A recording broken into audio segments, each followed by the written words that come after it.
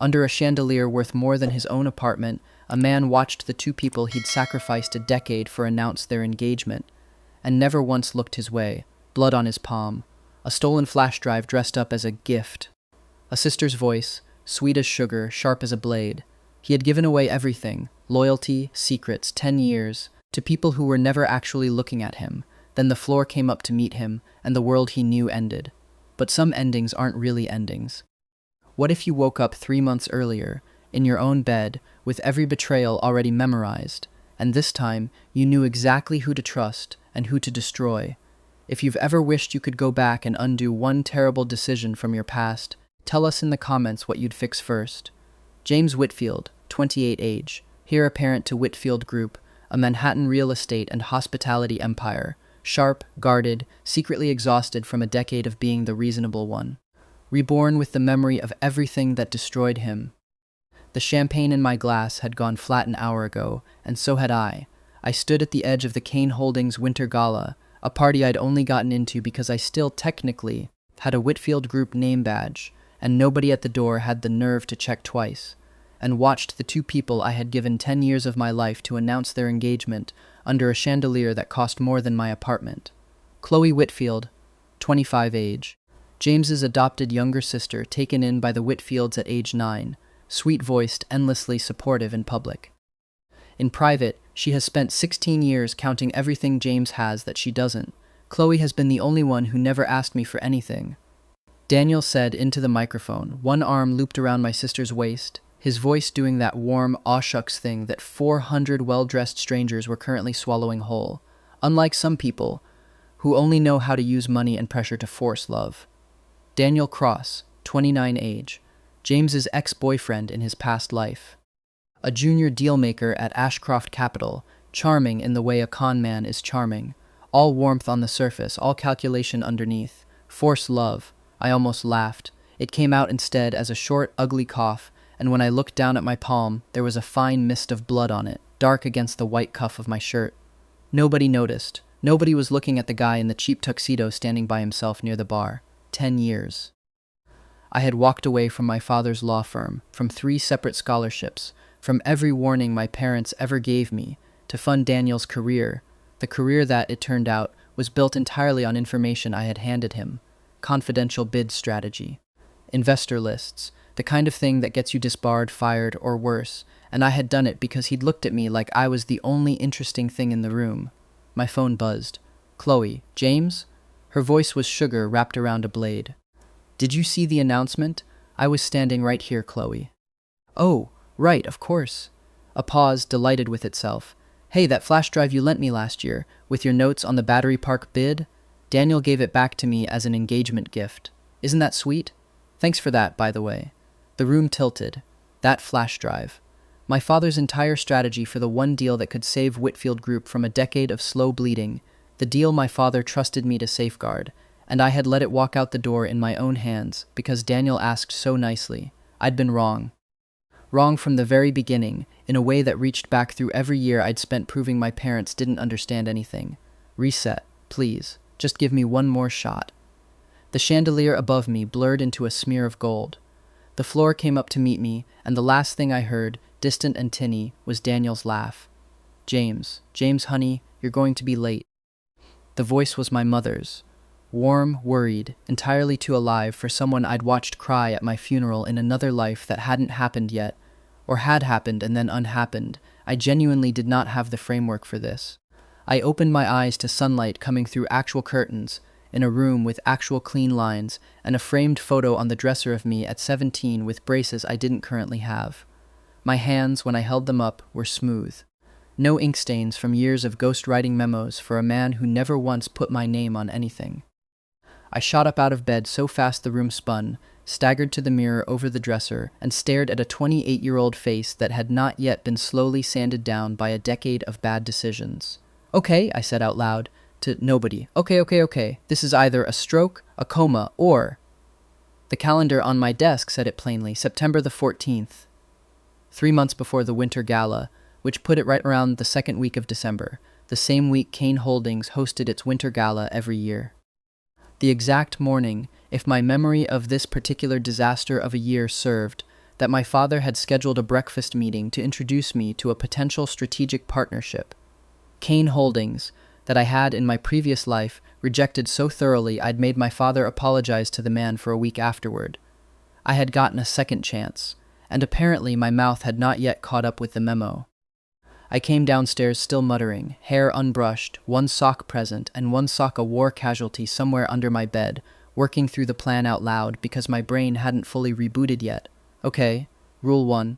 Don't fall for anyone who uses the word vision in a sentence about themselves. Rule 2. Arranged marriages are honestly a scam invented by people who've never had to actually sit across from a stranger at breakfast for the rest of their. Should I be writing this down? Said a voice from the dining room. Or is Rule 3 going to contradict Rule 2? I froze in the doorway.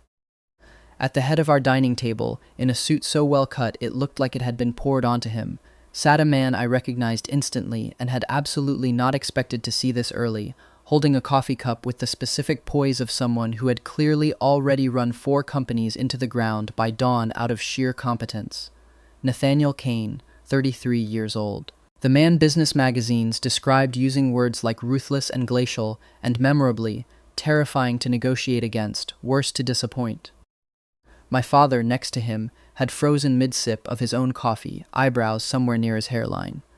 James, my father said carefully, you remember I mentioned Nathaniel was coming for breakfast. I did not remember, because in the life where I remembered anything, I had spent that entire week plotting a heist against my own family's dining room cabinet. In this one, I had walked downstairs in a single sock, mid-monologue, directly at the single most feared executive in Manhattan. I know, I did not remember that, at all, in any way. I could feel my ears going the color of the coffee. I'm going to need everyone in this room to forget the last 30 seconds. I don't think that's possible, Nathaniel said. His face had not changed 1 degree. No smile, no smirk, nothing you could accuse of being an expression, but something in his eyes had gone very, very still, in the particular way of a man trying extremely hard not to laugh in front of his business partner. I did take notes. You did not. Rule 1, he said, setting down the coffee cup with unbearable calm, no one who uses the word vision. A pause precisely timed. I run 3 companies. I use that word in every earnings call. Then Rule 1 applies to you specifically, I said, before my brain caught up with my mouth, and I regret everything about this morning. There was a beat of silence so complete I could hear the coffee maker gurgling in the kitchen. Then, for exactly 1.5 seconds, the corner of Nathaniel Kane's mouth moved. Not quite a smile, more like the ghost of one passing through on its way somewhere else, and my father made a sound like a man who had just watched his stock portfolio do something unexpected and extremely good. Sit down, James, my father said, recovering admirably. Before you say something that gets us sued. I sat, missing sock and all. Here is what I remembered, sitting there with my ears still burning. In my last life, this breakfast had ended with me flatly refusing an arranged introduction, storming out before the eggs were even served, and spending the next decade convincing myself I'd been right to. I remembered Nathaniel's back as he walked out my parents' front door that morning. Straight-spined, unhurried, a man closing a door quietly instead of slamming it, which had somehow been worse. This time I ate the eggs. So, my father said, entirely too pleased with himself, Nathaniel's people and ours have been circling the Battery Park City waterfront redevelopment for the last 2 quarters. Officially, it's Whitfield Group and Kane Holdings as finalists. Ashcroft Capital's been sniffing around trying to get in as a third bidder, but they don't have the capital base. Nathaniel Kane, 30 age, CEO of Kane Holdings. The press calls him the Alpha King of Wall Street, cold, precise, allegedly incapable of losing a negotiation or feeling anything at all. Almost none of that turns out to be true. I kept my face very still. Ashcroft Capital, Daniel's company. In my last life, I hadn't even known Daniel worked there until it was too late, until I'd already fed him the internal numbers that let Ashcroft undercut us on projected margins, right before he handed the credit for the insight to himself and disappeared into meetings I was never invited to. Not this time. I think, I said slowly, testing the words like they might detonate, that Whitfield Group and Kane Holdings working together instead of competing would make more sense than either of us bleeding margin, trying to beat the other. Nathaniel looked up from his plate. For the first time since I'd walked in wearing one sock, he actually looked at me.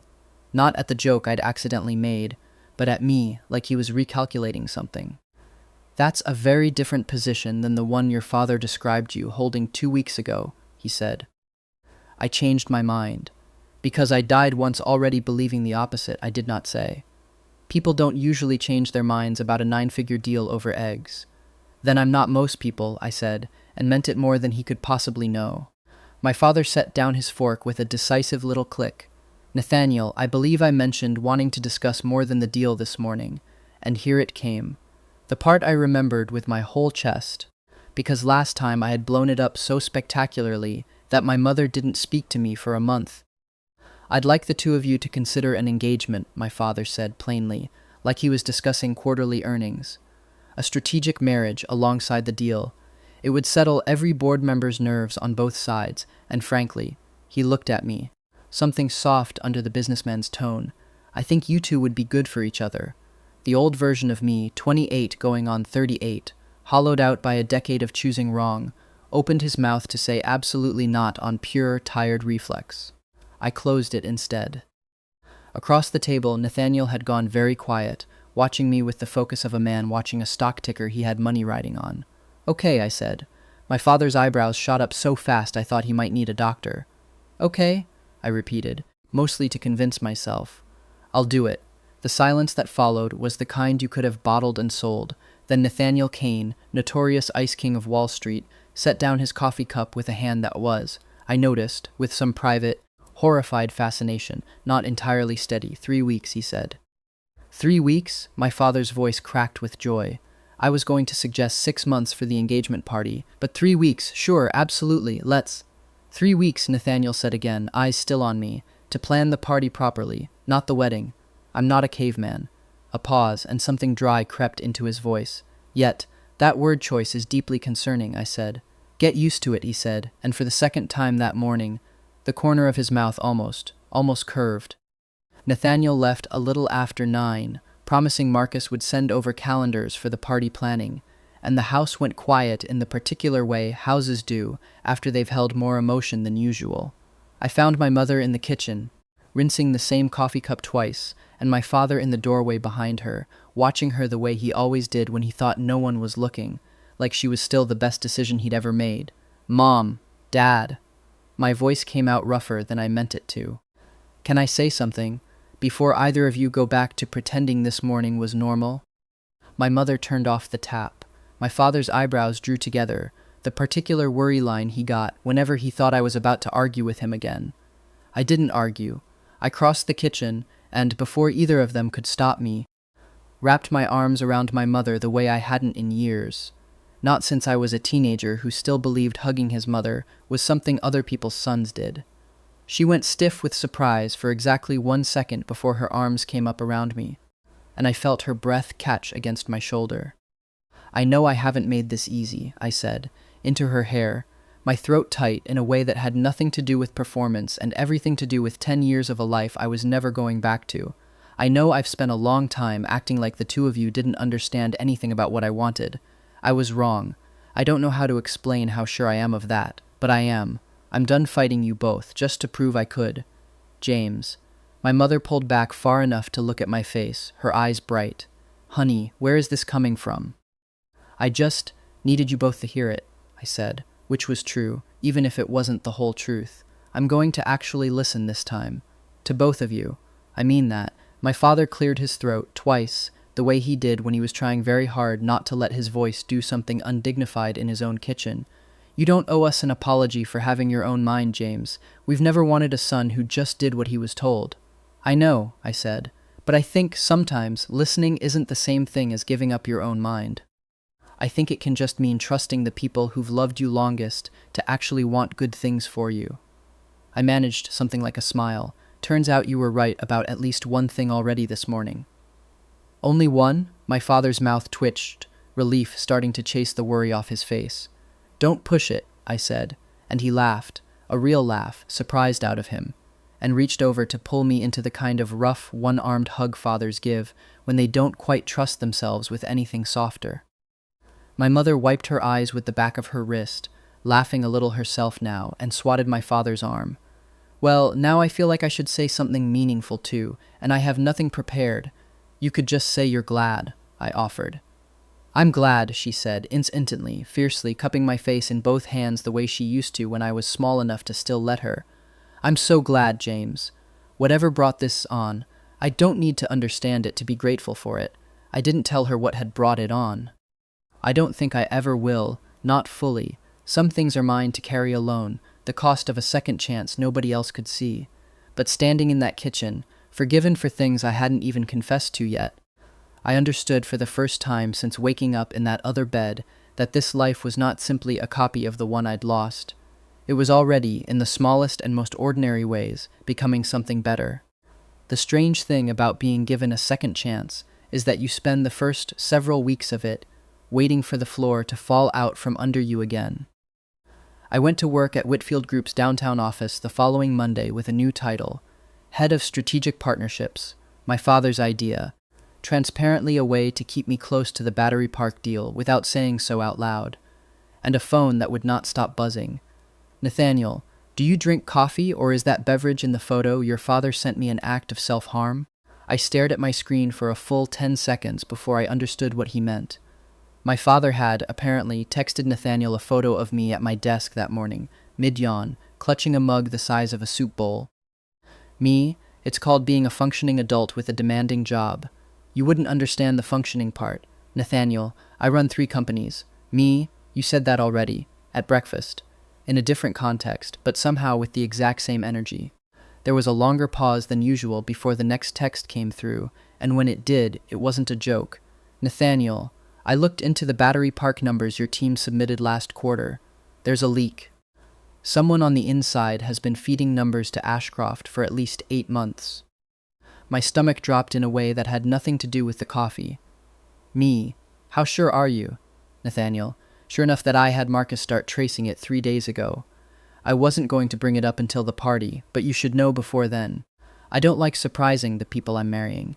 I sat there with my thumb hovering over the screen, my heart going in a way I recognized from a life I was trying very hard to leave behind. The specific, sick lurch of watching a disaster arrive early.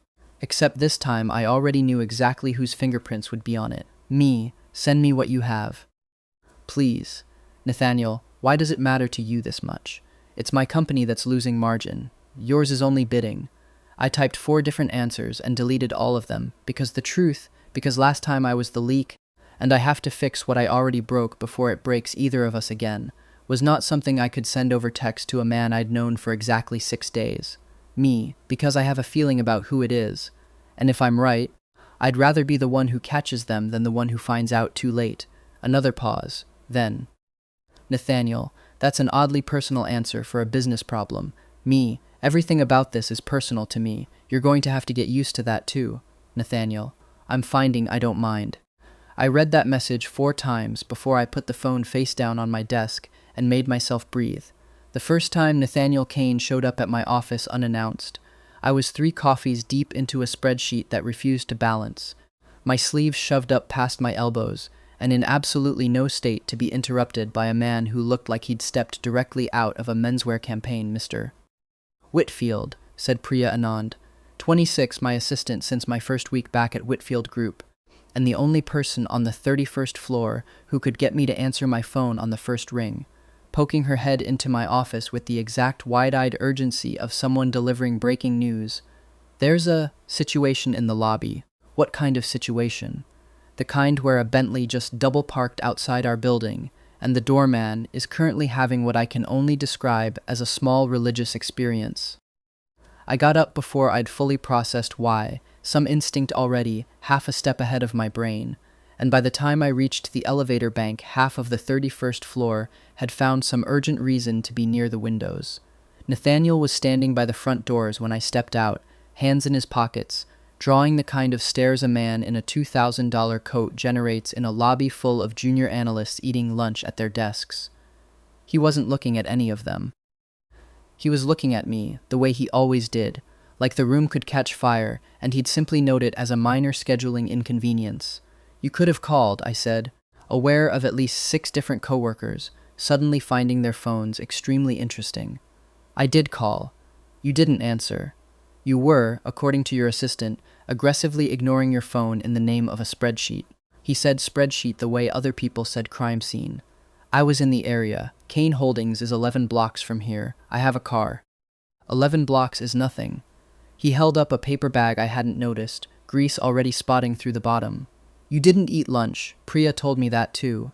Priya has clearly decided her true loyalty lies with you now. Priya is a smart woman who understands where the good coffee orders come from, he said, and handed me the bag.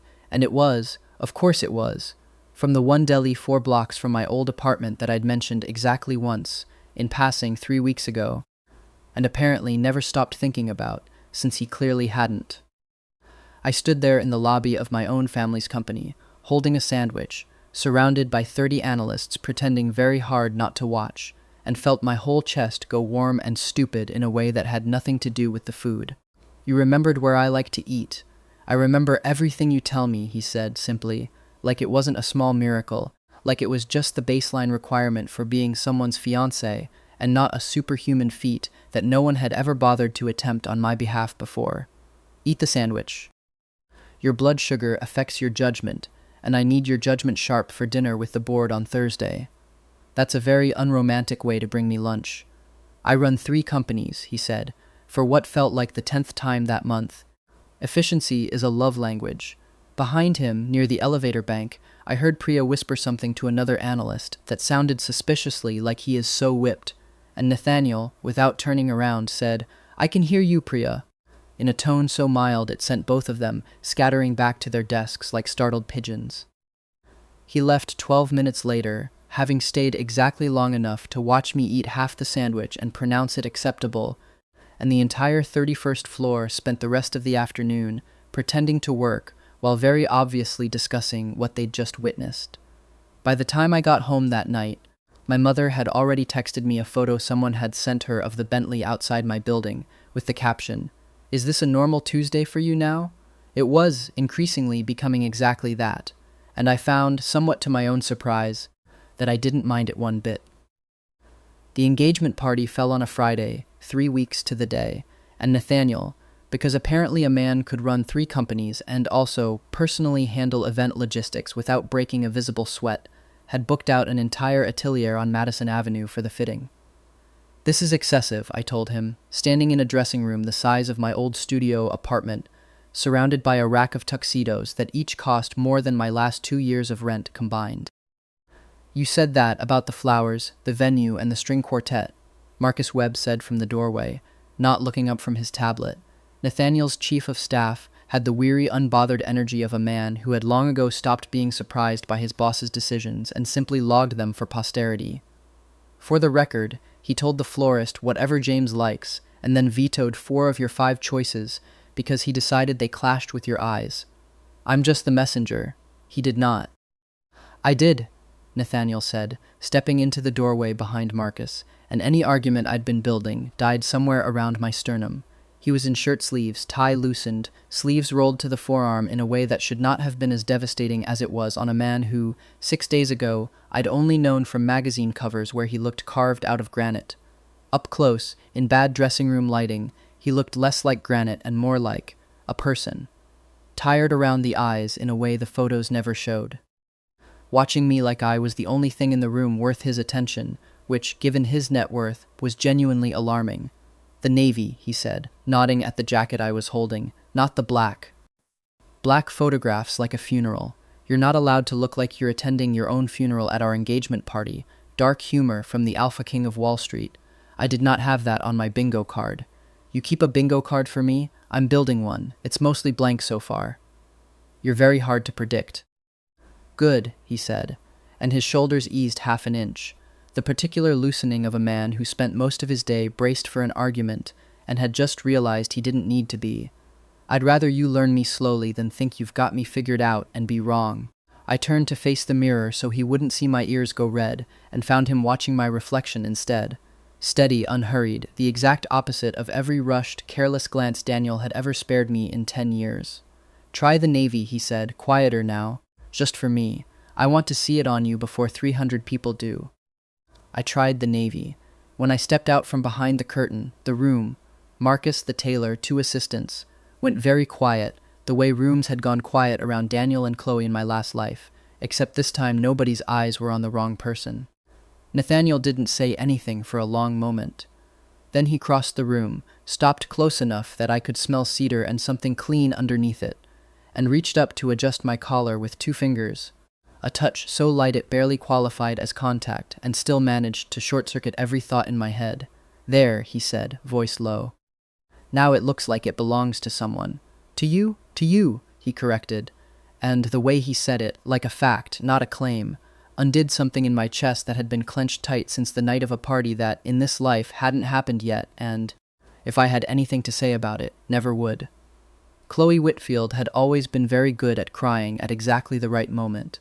I remembered that from before, though I hadn't understood it as a skill until it was too late. The way her tears arrived precisely when my parents were watching and evaporated the second they weren't. This time, I watched her differently, not with the guileless affection of a brother who'd never once questioned her, but with the flat, careful attention of someone who already knew where the story went. "I heard you're marrying Nathaniel Kane," she said, curling up on the couch across from me 2 weeks before the engagement party, all wide eyes and soft voice. "That's so exciting, James. I always knew you'd end up with someone amazing." "Thanks, Chloe. I actually ran into someone the other day who knows him a little. Daniel Cross? He's at Ashcroft Capital. He does deal analysis for them." She said it so lightly, examining her nails, that if I hadn't already lived through the back half of this exact sentence in another life, I would have missed the calculation underneath it entirely. "Small world," he said. "Ashcroft's been trying to get a look at the Battery Park bid numbers for months. Guess everyone wants a piece of it." There it was. The opening move, dressed up as gossip. "Funny you'd bring that up," I said, keeping my voice as light as hers. "Nathaniel mentioned there's a leak on our side. Someone's been feeding Ashcroft numbers for months." Something flickered behind Chloe's eyes, there and gone so fast that in my past life I would have doubted I saw it at all. This time I knew exactly what it was, the specific panic of a person on the wrong side. "That's awful," she said. "Do they know who?" "Not yet." I smiled at her, easy and warm, the exact smile I used to give her before I knew any better. "But Nathaniel's very thorough. He'll find them." I watched her swallow. Daniel found a reason to run into me a week later, outside the coffee shop 2 blocks from Whitfield Group's offices, wearing the same easy golden retriever charm he'd worn for 10 years of my last life like a coat he could take on and off at will. "James Whitfield," he said, like my name was a pleasant surprise instead of something he'd clearly planned. "It's been forever. We've never met," I said, and watched that land slightly wrong on his face, a half-second of confusion before he recovered. "Right. Of course, I just meant, I've heard about you for years through mutual friends." Chloe talks about her big brother constantly. He fell into step beside me like we were old friends, easy and warm, and I let him, because I needed to hear exactly how he'd frame this. "Congratulations on the engagement, by the way. Nathaniel Kane. That's quite a catch, he is. Word around the industry is the Battery Park bid is basically decided already, with the 2 of your firms circling like this. Must be nice having that kind of certainty." He said it with a small, self-deprecating laugh, the kind designed to make you feel sorry for him. "Some of us are still fighting for scraps. Ashcroft's a good firm, but we don't have the relationships you 2 have built in. That must be frustrating." "It is." He glanced at me sideways, and here it came, the pivot I remembered from a decade of watching him do exactly this to me, except this time from the outside, clean and obvious as a diagram. "You know, if there were ever anyone on the inside who wanted to level the playing field a little, just numbers, nothing that would actually hurt anyone, I'd make sure it was worth their while. Ashcroft pays very well for good instincts." I stopped walking. He stopped too, still smiling that easy, harmless smile, still radiating the specific warmth of a man who had never once in his life been told no by someone he wanted something from. "Daniel," I said, "I want to be very clear about something, so there's no confusion later. I'm not going to help you steal information from my own company to hand to a competitor, not for money, not for whatever charm you think you're running right now, and not for any reason you could possibly invent." His smile faltered, just slightly at the edges. "I wasn't suggesting anything illegal, James, I was just—" "You were," I said gently, because some part of me still didn't want to be cruel to him, even now, even knowing. "You've done this before, I recognize it, I just don't know how, exactly. but I recognize it in my bones, and I need you to hear me say no, out loud, so that later, when this all comes apart, you can't tell yourself I didn't." I walked away before he could answer, my heart pounding in a way that had nothing to do with fear and everything to do with the strange, cracked open relief of finally saying the thing I should have said a decade ago. What I hadn't accounted for was Marcus Webb having eyes everywhere Nathaniel's interests were concerned. And by the time I got back to my office that afternoon, there was already a single text waiting for me. "Nathaniel, Marcus tells me you were seen having what looked like an intense conversation with another man outside a coffee shop this afternoon." I stared at the screen, half a laugh escaping before I could stop it. "Me? Are you having me followed, Nathaniel? I'm having Marcus exist in the same city as you. He notices things. It's his entire job. Me, that's the same thing, and you know it." There was a pause long enough that I could picture him on the other end, deciding how much of whatever he was actually feeling he was willing to put into words. Then, "Nathaniel, I don't like the idea of you standing close to someone who could hurt you. That's all it is." I read that twice, and something in my chest went soft and a little sad, because I recognized the shape of it, not suspicion, not the cold, controlling jealousy I'd have expected from a man the tabloids called ruthless, but something plainer and more frightened underneath it. He was scared. Of losing something he'd only just let himself want. I didn't text back. I went to find him instead. Kane Holdings occupied the top 9 floors of a glass tower on 6th Avenue, and by the time I stepped off the private elevator into his office, the sun was low enough to turn the whole room amber, throwing long shadows across a desk that looked like it had never once had a coffee ring on it. Nathaniel looked up from a stack of contracts, surprise flickering across his face before he smoothed it back into something more careful. "You didn't have to come all the way here," he said. "I wanted to." I closed the door behind me, and for once, in a building full of glass walls and people who made careers out of reading rooms, I wanted this conversation to happen somewhere no one else could watch it. That was Daniel, my ex. From before, something shifted behind his eyes. Not relief, not yet, just the careful stillness of a man bracing for information he wasn't sure he wanted. "You didn't mention an ex." I didn't think it mattered until it started mattering. I crossed the room and sat on the edge of his desk, close enough that our knees almost touched, close enough that I could see the small, tired lines at the corners of his eyes that the press photos never caught. "He's trying to get me to leak bid information to Ashcroft." I told him no. That's the entire conversation, word for word. And before him, before the coffee shop, before him, I spent 10 years thinking I loved someone who was never once actually looking at me.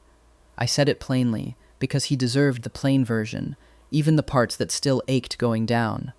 I'm not going to pretend that didn't happen, but I'm also not going to let it be the reason I flinch every time you have a normal, human feeling about someone standing too close to me.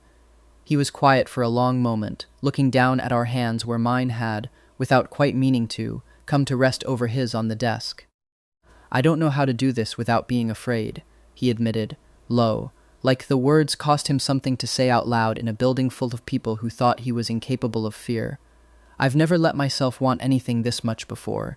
It makes the wanting feel like a liability." "It's not a liability," I said. "It's just what it feels like to actually be in it with someone. I'd rather have you a little afraid and honest about it than perfectly composed and lying to both of us."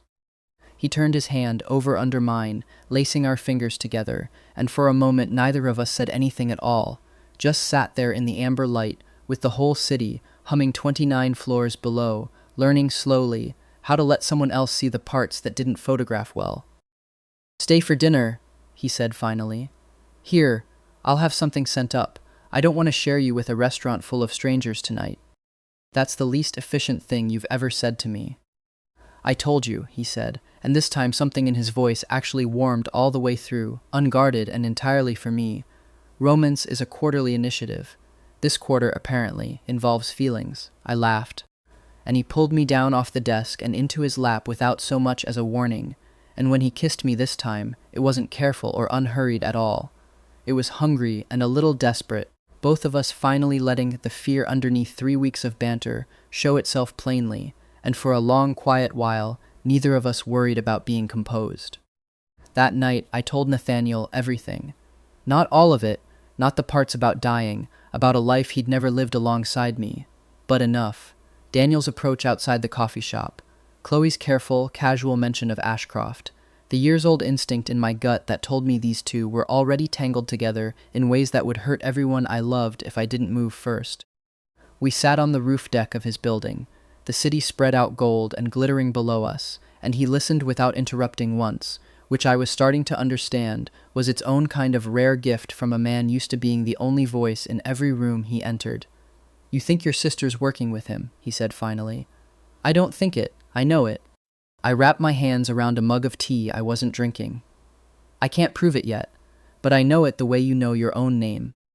Nathaniel was quiet for a moment, watching me with that same careful, recalculating focus from the dining room weeks ago. Most people, telling me this, would be worried about how it makes their family look. You're not doing that. I stopped caring what things look like a long time ago. I hadn't, not in this life, but the version of me who had lived through the alternative had learned that lesson at a cost I wasn't eager to pay twice. I care about not losing the people who actually deserve to be protected. My parents, this company, you. Something shifted in his face. Not dramatic, nothing you could photograph, just a very slight loosening around the eyes, like a knot finally coming undone.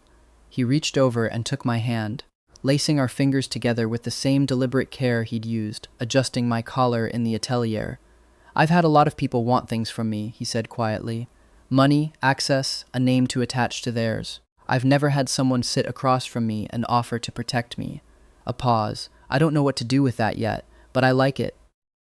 "You'll get used to it," I said, echoing his own words back to him.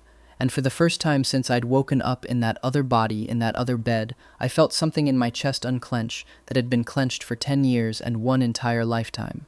He lifted our joined hands and pressed a kiss to my knuckles, slow and deliberate, his eyes on mine the whole time like he was daring me to look away first. I did not look away first. Marcus found the paper trail 4 days after James told Nathaniel everything on the rooftop, 5 days before the engagement party. A chain of emails routed through a personal account, a series of wire transfers dressed up as consulting fees, and, at the center of it, a name that made Nathaniel go very, very still when he read it off the printout. "Daniel Cross," he said, "Ashcroft Capital. It goes back further than the 8 months you first flagged, Nathaniel, closer to 11. Once you follow the wire transfers all the way to the start. He's been paying someone at Whitfield Group for internal bid data since well before this engagement was ever discussed." "Who's the someone?" I asked, already knowing, my stomach a cold stone. Marcus slid a second page across the table. A photograph, grainy but clear enough, Chloe, at a downtown bar, handing Daniel a manila envelope with the unmistakable posture of two people who had done this exact handoff many times before. I looked at that photo for a long time. Some small, stubborn, 16-year-old part of me, the part that had grown up next to her, taught her to ride a bike, defended her at every family dinner where a cousin made some pointed-out comment about the adopted one, wanted it to be a mistake. It was not a mistake. "There's more," Marcus said, and this was the part that turned my blood properly cold.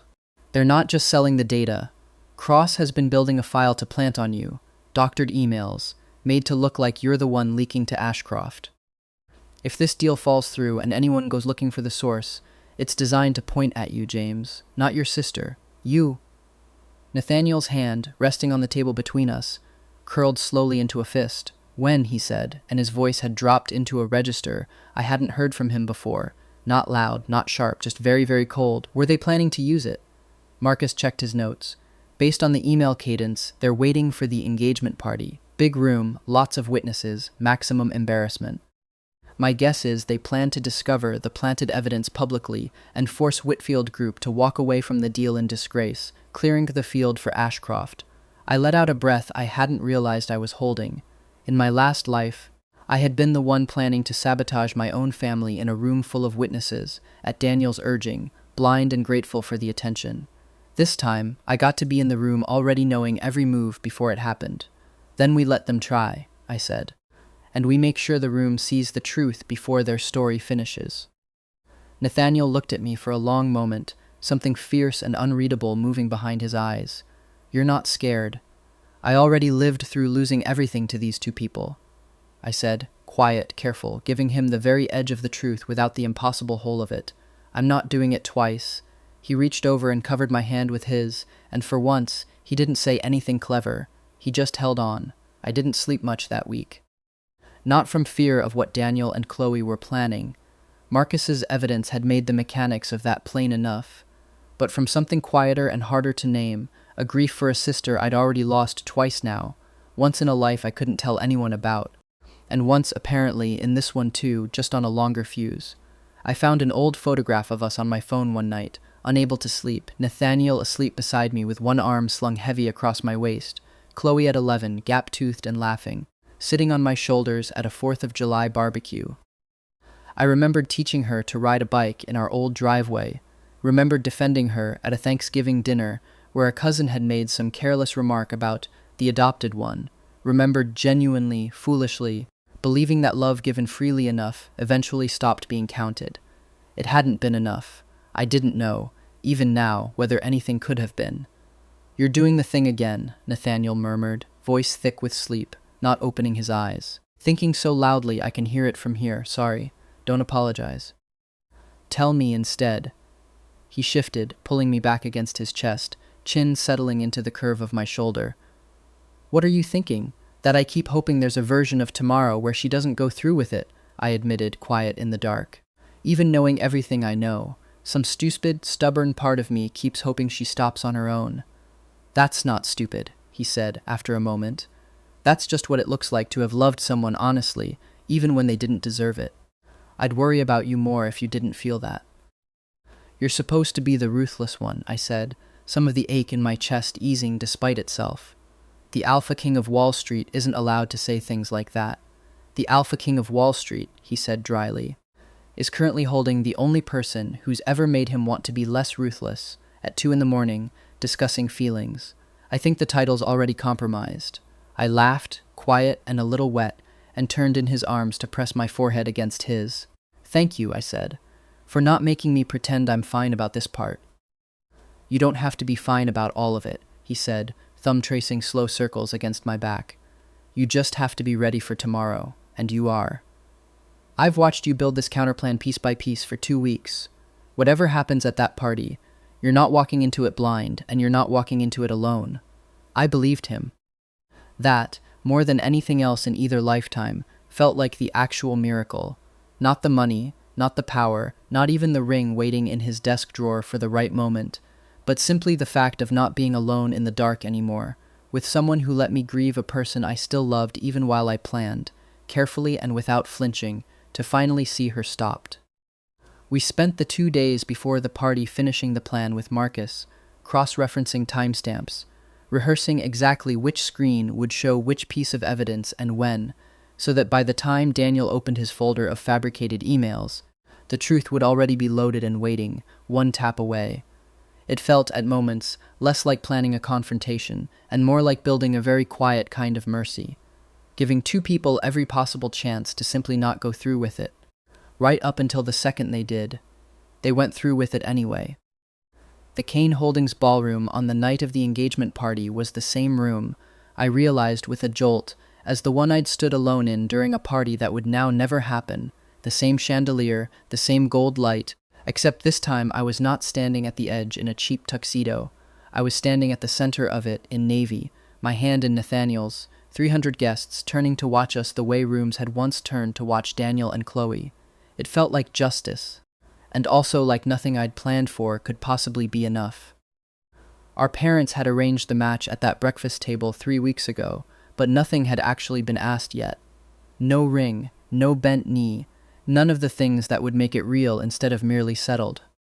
Tonight was meant to be the party where our families made the arrangement public. What Nathaniel had planned instead, I wouldn't find out until much later in the evening. I'd chosen navy again, at Nathaniel's request, and he stood beside me in black that should have clashed with his own advice from weeks ago, and instead simply looked like a rule that only applied to other people. His hand found the small of my back the moment we stepped through the ballroom doors. Not possessive so much as anchoring, a reminder that whatever happened tonight, I wouldn't be facing it from the edge of the room this time. The string quartet worked through something low and warm. The room smelled of white peonies and champagne, and several hundred wealthy strangers hummed with the particular electricity of deciding, in real time, whether my family's engagement was the most interesting thing to happen in Manhattan society this season. My father moved through the crowd glowing with a pride I hadn't seen on his face in either of my lives. My mother had already cried twice, happily. I knew, with the clarity of someone who'd already lived this exact night once from the outside, that somewhere in this glittering crowd, Daniel and Chloe were watching the clock. I let myself enjoy 20 extra minutes of not knowing exactly when it would come. One dance with Nathaniel, his mouth close enough to my ear to make a joke about Marcus's tie. Two people simply being happy in a room together, before the evening turned. Chloe found me by the champagne table an hour in, her smile bright and brittle. "You look happy," she said. "I am. Must be nice." Something flickered under the words, the same panic I'd seen weeks ago outside the coffee shop, dressed up now in a party dress. "James, can I talk to you privately? It's important." I let her lead me toward a quieter alcove near the room's grand staircase. Because I already knew what was coming, and I wanted it to happen in front of enough people that there could be no version of the story afterward, except the true one. Daniel appeared right on cue, stepping out from behind a column with a folder in his hand and an expression of manufactured, tragic reluctance. "James, I'm so sorry to do this here, tonight of all nights, but I think you should know what your sister found." "Found?" I repeated flat. "Emails," Chloe said, her voice trembling with practiced grief. "From your account. To Ashcroft. I didn't want to believe it, but, James, why would you sell out your own family's bid?" A few nearby guests had already turned to look. I felt Nathaniel's presence arrive at my shoulder before I saw him. Solid and silent, Marcus a step behind him with his tablet already out. "Show me," I said. Daniel opened the folder with the flourish of a man who had rehearsed this exact gesture in a mirror.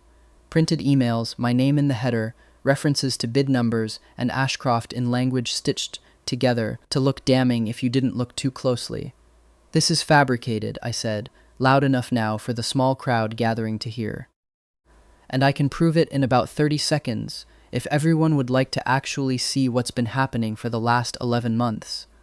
Nathaniel nodded once at Marcus, who tapped his tablet, and the screen behind the small bar, meant for slideshows of the deal's architectural renderings, flickered to life with something else entirely. Security footage. Chloe, at that downtown bar, handing Daniel the manila envelope. Time-stamped emails between Daniel's real account and Ashcroft's finance department, discussing the Whitfield source by name. Chloe's name, not mine. A recorded phone call pulled from Daniel's own voicemail after a technical slip he'd never know to check, his voice unmistakable. Once the doctored file goes public and James is out of the picture, Whitfield's deal collapses. Kane pulls out rather than deal with the scandal, and Ashcroft picks up the contract for a fraction of the price. "Chloe, you'll be running interference from inside the family. I'll make it worth both our while." The room went silent in the specific way of 400 people, watching a lie die in real time. "No," Chloe said, her voice cracking, all the sweetness gone out of it in an instant. "That's not, you're twisting this. It's not what it sounds like."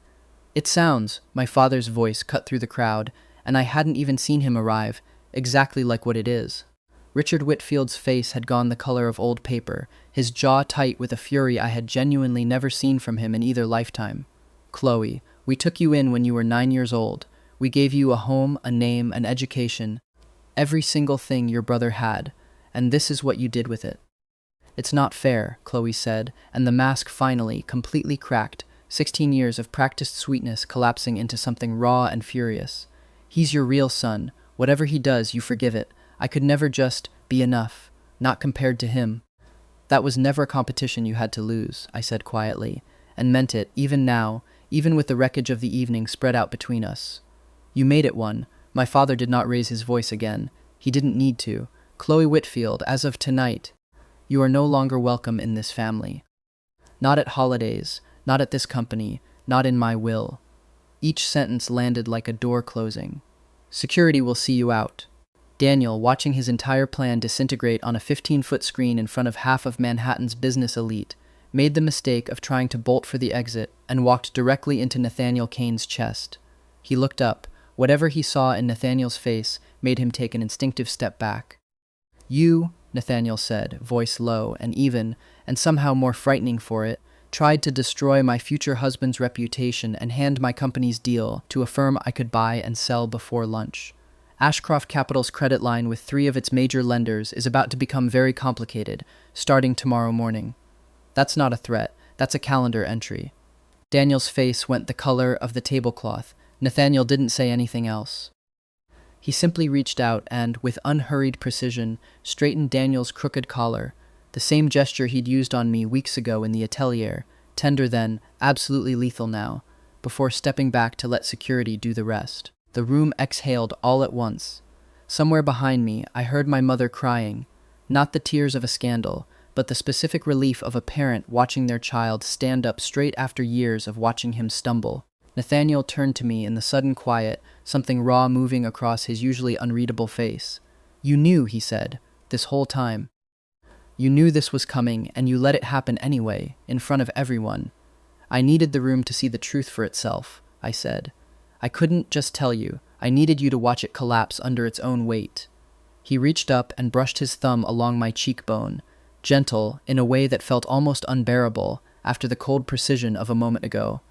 "You are the least predictable person I have ever met," he murmured, "and I would like very much to spend the rest of my life finding that out."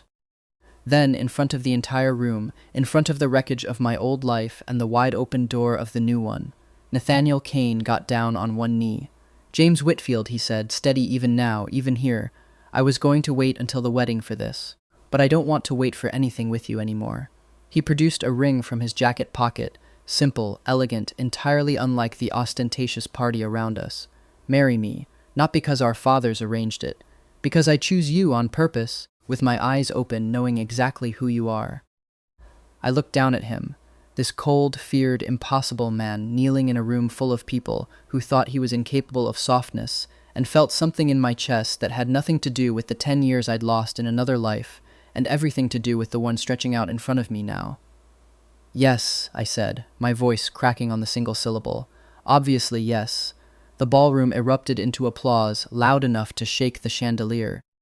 He slid the ring onto my finger, stood and kissed me, slow, certain, entirely unhurried, like a man who had all the time in the world and intended to spend every second of it on exactly this. Later, long after the last guest had gone, and the staff had started clearing champagne flutes, we stood together on the same rooftop, where I'd first told him the truth about Daniel and Chloe.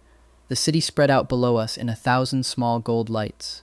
"Why didn't you tell me sooner?" he asked, arms around me from behind, chin resting against my shoulder. "About all of it." I could feel there was more you weren't saying. I leaned back into him, into the solid warmth of a man who had never once, in these 3 short weeks, given me a single reason to doubt him. "Because some things you have to prove to yourself before you can explain them to anyone else," I said. "I needed to know I could stand on my own 2 feet in this life before I let myself lean on someone. And now I know I can stand," I said, turning in his arms to face him properly. "But I like leaning on you a lot more." He didn't say anything clever back. He just kissed me again, unhurried, under a sky full of city light, and for the first time in 2 lifetimes, I didn't feel like I was waiting for the floor to fall out from under me.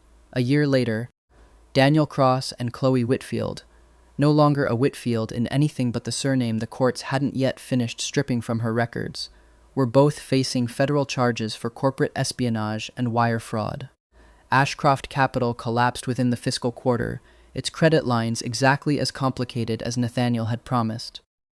Whitfield Group and Kane Holdings jointly broke ground on the Battery Park City waterfront project that spring, my father's name and Nathaniel's on the same plaque for the first time in either of our lives. And on a bright, wind-scoured afternoon on a private stretch of coastline on Martha's Vineyard, wearing a suit I'd designed the details of myself, I walked down an aisle of white flowers toward a man who had never once, in this life, given me a reason to run. Last time, I bet everything on someone who was never going to be worth it, and I lost. This time, I listened to my parents, bet on the right person, and won the whole world back. 3 years into marriage, I have learned the following things about Nathaniel Kane that no business magazine will ever print. He cannot make coffee to save his life, insists on doing it anyway every single morning out of sheer stubbornness, and gets genuinely offended when I quietly dump it and remake it while he's in the shower. "You switched it again," he said one Saturday morning, holding up his mug like evidence in a trial. I can tell, it's better. That's how I know. I have no idea what you're talking about. I did not look up from the newspaper. Maybe you're just improving. Growth mindset, James, Nathaniel. He set the mug down with the exact same controlled precision he used to intimidate hedge fund managers twice his age, walked around the kitchen island and kissed the top of my head, which was, I had learned over 3 years, his way of conceding an argument he refused to lose out loud. I bought the coffee grinder you wanted, he said against my hair. The absurdly expensive one you pretended not to want for 2 months. I never pretended anything. I have excellent taste and a healthy relationship with capitalism. You cried a little when you saw the price tag. That was allergies. In October. Indoors. Nathaniel. James. I gave up and laughed, the particular helpless laugh that only happened around him now, the one that had taken 2 lifetimes to earn, and that I intended to spend the rest of this one enjoying without apology. Our house, a converted brownstone in the West Village that Nathaniel had bought because it had, in his words, good light and no history, which I understood to mean he wanted somewhere purely ours, unhaunted by either of our pasts, had slowly filled up with the small, ordinary evidence of 2 lives merging. My sketchbooks on the coffee table, half-finished renovation plans for the Battery Park project, his absurd collection of first-edition business biographies, read for comfort the way other people watched sitcoms. A shared calendar that alternated with dizzying regularity between board meetings and something Marcus called, with visible amusement, Mendadari husband time, blocked out every Sunday without fail since our first anniversary. Marcus asked if we're doing the Hamptons thing again this summer, Nathaniel said now, settling into the chair across from me with his own reclaimed coffee. Whitfield Group's annual retreat. Your father's already planning the golf bracket. Tell my father I will once again be terrible at golf and gracious about it. I told him you'd say that. He said, and I quote, Good, keeps me from having to actually compete with my son-in-law for once. Nathaniel's mouth twitched. Not quite a smile, but close, the private almost smile that used to take me weeks to earn and now showed up several times a day, like sunlight through a window that had finally been cleaned. He likes you more than he likes me, you know, which is somehow both correct and offensive. You married into this family knowing full well my father would eventually love me more. That was in the fine print. There was no fine print. You just ambushed me at breakfast, wearing 1 sock, and I never recovered. I ambushed you? You were sitting in my dining room being terrifying at 7 in the morning. I was drinking coffee. You were doing reconnaissance. I was doing both, he admitted, and reached across the table to take my hand, thumb tracing slow circles over my knuckles in the exact way he had that first night on the rooftop, 3 years and 1 entire lifetime ago. For the record, I would do reconnaissance in your dining room again. Any morning. For the rest of my life if you'll let me. That's the least romantic thing you've ever said to me. I run 3 companies, he said, perfectly deadpan. Romance is a quarterly initiative. I laughed so hard I nearly knocked over my own coffee, and he caught the mug before it tipped, without even looking, the same effortless competence that had once made an entire industry afraid of him, and now, mostly, just made breakfast run smoothly.